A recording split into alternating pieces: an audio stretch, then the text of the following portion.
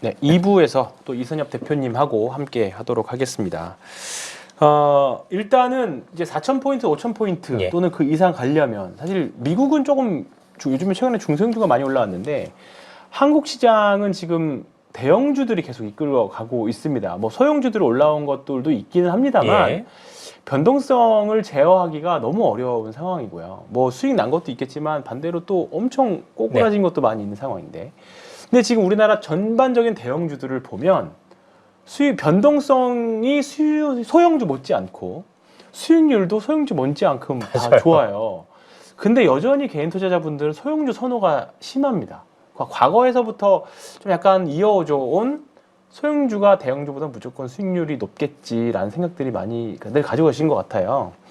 이 부분에 대한 생각은 어떠세요? 앞으로도 대형주? 네. 아니면 이제 소형주 관심 가질 개인들의 착각이요. 아, 엄청난 착각이요. 네. 1999년도에도 네. 대형주가 소형주 못지않은 수익률을 그대로 거뒀어요. 네. 그다음에 2006, 7년도 네. 법을 때도 그랬고요.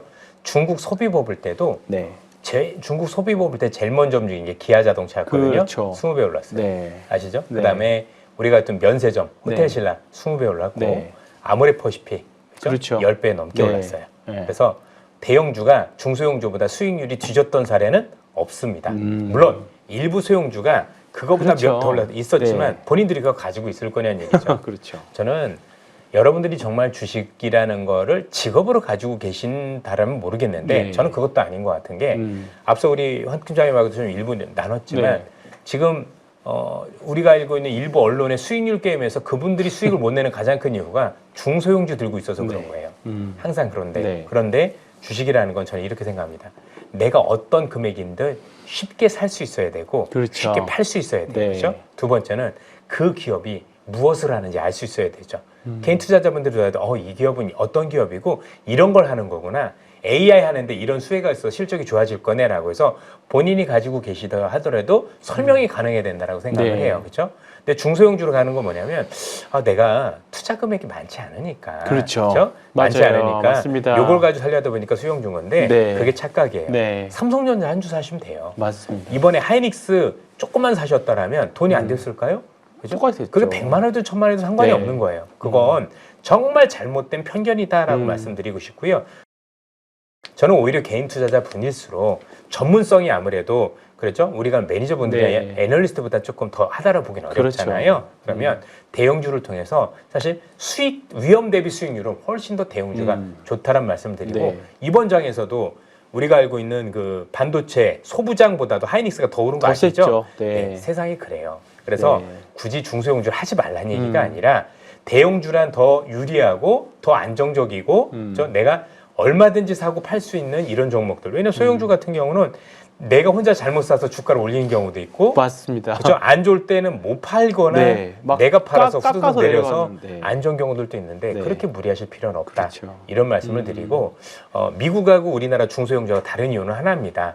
어떤 이유가 있는 거냐면 미국에서 움직이는 중소형주와 한국 움직이는 중소형주가 다른 게 미국 같은 경우는 AI를 하고 있죠. 그렇죠. 그래서 AI와 관련된 기업들 중에서 중소기업들도 있는데 한국이라는 국가는 미국에서 하는 AI와 관련된 인프라 관련주들이 많이 움직여요. 그 인프라가 대표적인 게 반도체, 네, 그죠? 그렇죠. 또 뭐 전력기기도 하나고 여러 그렇죠. 개죠. 네. 근데 이들 중에서 소형주가 있느냐는 얘기죠. 네. 그렇죠? 없죠. 디램을 만드는 기업 중에 중소기업이 있나요? 네. 없지 않습니까? 미국 관점에서 보면 우리나라 대형주 소형주급에 들어가잖아요. 사실 그런 것도 있어요. 그렇죠. 그렇죠? 네. 우리만 크다라고 네. 생각을 하지. 그렇죠. 네. 그들은 빅테크가 워낙 사이즈가 그렇죠. 크다 보니까 네. 그거 대비해서 보면 우리가 보기엔 대기업군에 들어갈 정도 시총인데 거기선 소형주. 그렇죠. 러셀 2000으로 분류되는 그렇죠. 네. 그런 케이스들도 많이 있습니다. 네. 예. 그렇습니다. 그래서 결국은 4,000에서 5,000P, 6,000 가려면 결국은 대형주가 움직여야 되는 거니까. 그럼요. 중소형주가 네. 움직여서 불가능합니다. 불가능하죠. 예. 네. 이제 뭐 대형주 주도주가 없고 시장이 뭐 진짜 별로고 하면 뭐 개별주들이 난립할 수 있는데 지금 그런 시장은 아니니까 그렇게 참고 삼아서 보시면 좋을 네. 것 같고 갑자기 든 질문인데 아까 잠깐 이제 중소형주와 대형주 격차 얘기하셨는데 사실 특히나 10월달, 11월달 보면 대형주와 중소형주를 어떻게 섞느냐에 따라서 수익률이 굉장히 많이 갈렸을 거라고 그럼요. 보거든요. 네. 뭐 방송하시면서 또는 이제 네트워크 활동하시면서 만난 매니저분들 보면 엄청 힘드셨을 것 같거든요. 벤치마크 따라잡기가. 기관 투자자들이라고 해서 다 대형주로 시장만큼 벌었을까요? 아닙니다. 그렇지 않고요. 네. 못 따라한 건 저는 비슷하다라고 생각을 해요. 네. 그래서 아마도 매니저들이 10월 말고 9월까지는 나름 괜찮았는데 맞습니다. 네. 10월부터는 시장 대비해서 네. 사실은 수익률을 못 낸 경우들이 굉장히 많다라고 네. 보시면 될 것 같은 네. 게 그들도 사람인데 비슷합니다. 그렇죠. 의외로 대형주 좋아할 것 같은데요. 네. 그렇지 않았어요. 네. 저도 이제 애널리스트 생활을 오래 했잖아요. 네, 네, 그다음에 네. 이제 운용도 해봤지만 희한하리만큼 우리나라 매니저분들을 보면 중소형주는 진짜 잘하세요. 그런데 대형주를 컨트롤할 수 있는 능력 있는 분들이 손에 꼽아요. 그래서 몇 조 펀드 이런 거 주면 운용 못 하시는 분들이 훨씬 많아요. 네. 그걸 해본 적이 없어요. 왜냐면 그 정도 하려면 글로벌에 있는 모든 메커니즘을 연결고리를 다 그렇죠. 알고 있어야 되는데 귀찮잖아요. 그죠? 네. 그러다 보니까 네. 안 되는 경우들이 많고 그래서 최근에 의외로 여러분들 기관 투자가분들도 10월 장만 놓고 보면 11월 장만 네. 놓고 보면 생각보다 굉장히 곤란한 분들이 많았다라는 건 네. 여러분들만의 일은 아니었다 말씀드리고 싶습니다. 이걸로 위안을 삼으시면 좋을 것 같다. 그러니까 우리한테 기회도 있는 거죠. 네, 그렇죠. 여전히 지수대는 높은데 저도 뭐 안에서 랩 어카운트나 다른 분들 이제 자문사들 좀 보면 종목 구성비가 다 다를 거 아니에요. 그럼요. 그렇다 보니까 시장을 아예 못 따라가는 자문사들도 있었고 시장 대비 아웃퍼폼 하기가 왜냐면 하이닉스 삼성전자를 몰빵할 수가 없었으니까. 그것도 그렇지만 네. 의외로 저도 웃겼던 게 네. 제가 이제 금반지라는 단어를 만들었던 그렇죠. 거 기억하실 네. 거예요. 네. 그래서 그게 지금 몇 달 됐는데 그래서 그때부터 전 반도체가 주도주라고 말씀을 드렸었는데 네.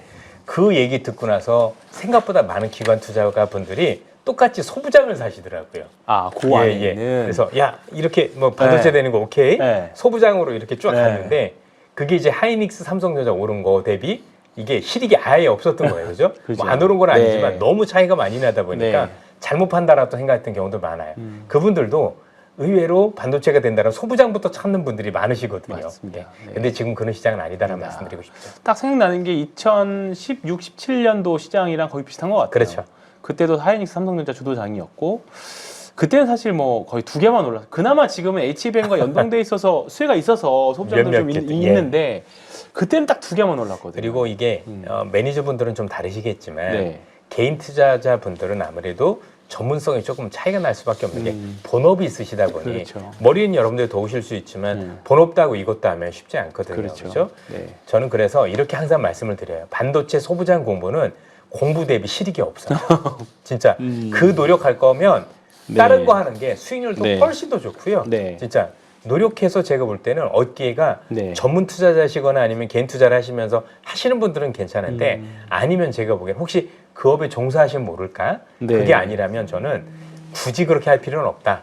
만약에 그러게 좋을 것 같으면 그냥 하이닉스나 삼성전자 사도 네. 그만은 못할 수 있는지 모르겠지만 네. 결코 섭섭치 않은 수익률을 수익률, 준다는 그렇죠. 측면에서 네. 저는 어려운 게임을 하실 필요는 없다고 생각해요. 지금 3분기, 4분기 초 보면 충분히 그런 가능성이 있어서 안 그런 적이 없어요. 네. 사실. 네. 제가 2016년, 17년도에 그 고생을 했었기 때문에 저도 이번에 정말 예를 들어서 뭐 두산이다. 하이닉스다 이러면 다른 주식 뭐 한 20주, 30주, 뭐 100주 살 수 있는 거 이거 사실 사면 몇 주 못 사잖아요. 그렇죠. 예, 예. 그럼에도 불구하고 그냥 눈 감고 억지로 사고 있거든요. 억지로 추천드리고. 근데 지금 와서 보니까 확실히 대형주들이 그렇죠. 수익률도 맞습니다. 좋고 예. 저도 마음 편하고 그럼요. 그러더라고요. 그래서 고객분들도 그게 네. 마음이 편해야 네. 투자가 오래될 수 있어요. 네, 내가 맞습니다. 가지고 있는 기업이 네. 그래도 큰 기업이고 네. 신뢰가 있잖아요. 네. 그럼 오래 길게 잘 들고 갔으면 수익이 나요. 네. 근데 본인이 생각해도 이게 되게 기업이 작으면 일단 신뢰가 부족하잖아요. 그렇죠. 그래서 네. 조금만 벌면 자꾸 팔려고 그러세요. 네, 그렇죠? 맞습니다. 근데 네. 사실 그게 더 올라갈 수도 네, 있는데 맞습니다. 그래서 오히려 더 이득을 못 취하는 왜냐면 그 기업에 대한 신뢰 때문에 그런 단점도 있는 것 같아요. 그렇군요. 자, 대형주와 중소형주에 대한 오해가 있을 수도 있었는데 뭐 이 부분들을 잘 선택 잘 듣고 그렇죠. 남은 하반기 잘 운용에 참고하시면 좋겠습니다. 자, 이제 본격적으로 좀 종목이나 섹터에 대한 이야기를 하려고 하는데 당연히 어쩔 수 없이 삼성전자 하이닉스 이야기를 할 수밖에 네. 없을 것 같습니다. 전직도 들어보셨습니까? 그럼요. 네. 두산까지. 이 전직도의 전망 어떻게 보십니까? 저는 금반지를 통해서 이미 네. 주도주라고 말씀을 네. 드렸고 뭐 아시는 분은 아시겠지만 올해 상반기만 해도 하이닉스는 몰라도 최소한 삼성전자에 대해서는 사실 부정적인 인식을 저도 가지고 있었습니다. 네. 상반기까지. 그렇죠. 상반기까지. 그러다가 뭐 금반지 또 금반지를 얘기한 한 달 전부터 제가 이제 저는 뷰를 바꾸겠습니다라는 네. 말씀을 드렸는데요. 웃긴 게 뭐냐면 저는 여전히 일단 좋게 본다라고 네. 말씀을 네, 결론을 결론은, 말씀드리고 네. 지금 이게 왜 이렇게 좋아졌는지 아직까지도 모르시는 분들이 사실은 거의 대다수신 것 같아요. 네. 일단 중요한 건 단기간에 너무 급등하다 보니까 너무 많이 오른 거 아니야? 그렇죠. 너무 비싼 거 맞습니다. 아니야라고 맞습니다. 얘기할 수 네. 있어요. 그죠? 저도 거기에 적극적으로 동의합니다. 여러분들 생각에. 그런데 봐야 되는 게 뭐냐면 왜 이렇게 급하게 올랐는지에 대한 이유를 더 알아야 된다라고 생각을 합니다. 지금 반도체 현물 가격 보셨겠지만 네. 반도체 현물 가격이 제가 아침에도 보아하니 거의 2달 동안에 많이 네. 오른 반도체 품목별로는 6배 오른 것도 있더라고요. 네. 그렇죠? 평균적으로는 3배 정도 올랐고 여러분들 반도체가 말입니다. 무슨 뭐 이상한 물건도 아닌데 이게 한두 달 만에 6배, 3배 오르는 건 역사상 처음 있는 일입니다. 예전에 반도체가 제일 좋다라고 했던 슈퍼사이클이라는 단어가 나왔었을 때도 1년 동안 반도체 가격이 2배가 올랐어요. 네. 근데 지금은 갑자기 몇 배씩 올라댄다. 그것도 한두 달 만에. 네. 이거는 뭐가 다른 거냐면 슈퍼사이클이다 아니다가 아니라 지금 반도체 가격이 이렇게 오를 거라는 걸 전 세계 누구도 몰랐기 때문이에요. 그렇죠? 네. 만약에 예를 들어서 삼성전자나 하이닉스가 이렇게 될 거라고 알았다라면 증설을 미리 해놨겠죠. 네. 그렇죠? 수요에 대비해서. 네, 네. 또 하나 이렇게 오를 거라고 알았으면 미국의 빅테크 기업들은 반도체를 꾸준히 사왔겠죠. 그렇죠. 근데 올 상반기까지만 하더라도 삼성전자가 반도체 재고가 역사상 최대 규모였어요. 맞습니다. 그죠? 네. 이거 어떡하냐라고 싶을 정도로. 네. 그죠? 그런데 지금 그게 아예 없는 거잖아요. 바뀌었죠. 네. 그 얘기는 빅테크 기업들도 몰랐던 거예요. 이런 현상이 생긴 가장 큰 이유는 AI라는 게 발전을 하면서 추론으로 발전하면서 네. 이렇게 반도체, D램이 많이 쓰일 줄 그들도 또 몰랐고 몰랐다. 전자도 몰랐고 하이닉스도 몰랐어요. 제가 요거는 그 회사들 가서 확인을 했습니다. 그렇죠? 그리고 최근에 우리 최태원 SK 회장님께서 최근에 기자회견을 한 게 있어요. 우리 네. 그 반도체 서밋인가 뭐 네, 네, 네.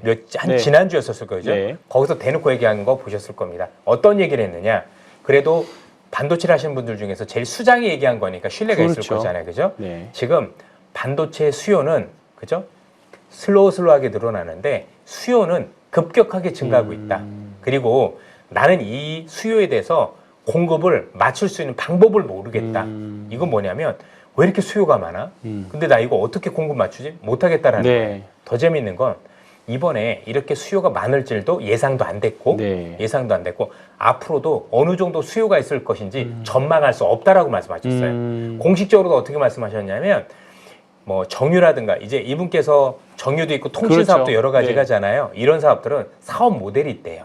그래서 이런 어떤 시뮬레이션을 해보면 나름대로 이 정도의 어떤 그 전망이 맞든 틀리든 네. 되는데 이번의 사이클은 예상하기 어렵다. 아예 전망이 안 된다. 그래서 당신 스스로도 이게 얼마나 될지는 잘 모르겠어요. 그런데 네. 그럼에도 불구하고 지금 상황은 반도체 수요가 너무 많다였어요. 그죠? 네. 첫 번째는 추론으로 바뀌면서 D램 수요가 너무 많아졌고 두 번째는 이제 각 기업별로 나름대로 이제는 나도 AI를 도입해서 효율화하겠다는 의지들이 많아지면서 수요가 감당이 안 된다고 말씀을 하셨고 네. 세 번째는 국가별로 지금 소버린 AI 한다라고 또 역시 생각보다 많은 반도체 수요가 있다라고 말씀을 하셨고 그렇죠. 또 한 가지 요인도 더 있었어요. 이러다 보니 지금 반도체 수요가 감당할 수 없을 정도로 많다. 그리고 다시 한번 강조드리면 최태원 회장님께서는 얘기한 게 근데 나는 여기에 대해서 공급해 줄 수 있는 방법을 나도 찾을 수 없다라고 했어요. 네. 이걸 그대로 복기를 해보겠습니다. 그러면 분명한 건 당분간 반도체는 그렇죠? 너무나도 수요가 많다. 폭발적으로 많은 정도가 네. 아니라 폭발적으로 많은 네. 거예요. 어느 정도 역사상 처음으로 한두 달 만에 반도체 가격 품목별로는 대여섯 배 오를 정도로 맞습니다. 없는 거예요. 이런 거는. 네. 그죠? 이건 패러다임의 전환이에요. 단순 수요가 많은 게 아니라 우리가 봤던 기존의 반도체에 대한 패러다임의 전환인 거예요. 네. 그죠? 그 새로운 정도면, 세계. 예, 새로운 네. 세계. 그러면 이게 뭐 몇 년이 갈 거냐 아무도 모르죠. 그죠? 알 수도 네. 없는 거고. 그러나 반도체 가격 상승이 제가 볼 때 생각보다 길게라기보다 좀 크게 진행될 가능성이 높고 그러면 내년만 놓고 보면 이 반도체에 관련된 기업들의 이익이 훨씬 지금보다도 강하게 진행될 수 있다라고 생각이 네. 들어서 저는 최소한 여기가 끝은 아니다. 그렇죠? 많이 올랐지만 네. 이익의 증가를 생각을 하면 더 위로 보는 게 맞다라고 개인적으로는 생각을 하고 있습니다. 이거 뭐 제 개인적인 판단이니까 네. 단순 참고만 해주셨으면 네. 좋겠습니다. 유동성 폭발의 시대가 열리는 자산 확장의 골든타임. 이번 기회를 놓치면 다시 오지 않을 수도 있습니다. 2026년은 20년 만에 한 번 올까 말까한 대세 상승장. 지금보다 훨씬 더 큰 유동성 폭발의 시기입니다. 인생 2막을 준비하고 자산 규모를 바꿀 수 있는 결정적 타이밍이죠. 이제 걱정하지 마십시오. 제 성격 아시죠? 절대 애매하게 말하지 않습니다. 저 하창봉과 함께라면 이제 주식이 즐거워질 겁니다. 그래서 준비한 대세 상승 수익 실현반. 저와 딱 8주만 함께 해보세요. 2026년 상반기부터 수익을 낼 수 있도록 설계했습니다. 성공하는 투자는 아주 간단합니다. 오답을 줄이고 정답을 반복한다. 그 원리를 체득할 수 있게 도와드리겠습니다. 제가 보는 차트의 완벽한 이평선 세팅법부터 직접 만든 투자 루틴을 통한 구체적인 행동 지침, 거기에 대해 2026년 주도주와 2030년 미래 섹터 전망까지 매주 3회 강의와 매일 2회 시장 분석과 실습으로 총 8주 동안 수익을 위한 모든 핵심을 알려드리겠습니다. 25년의 투자 경험과 수많은 투자자와 함께 쌓은 실전 노하우, 그 모든 걸 이번 과정에서 쏟아내겠습니다. 누구나 할 수 있습니다. 명확하고 구체적인 수업을 통해 재미있게 배우고 실제로 돈이 되는 경험을 해보세요. 강력하게 말씀드립니다. 대세 상승 수익 실현반에서 저 하창봉이 여러분의 투자 실력과 마인드셋을 모두 책임지고 변화시켜 드리겠습니다. 대세 상승 수익 실현반, 지금 바로 고정 댓글을 확인하세요.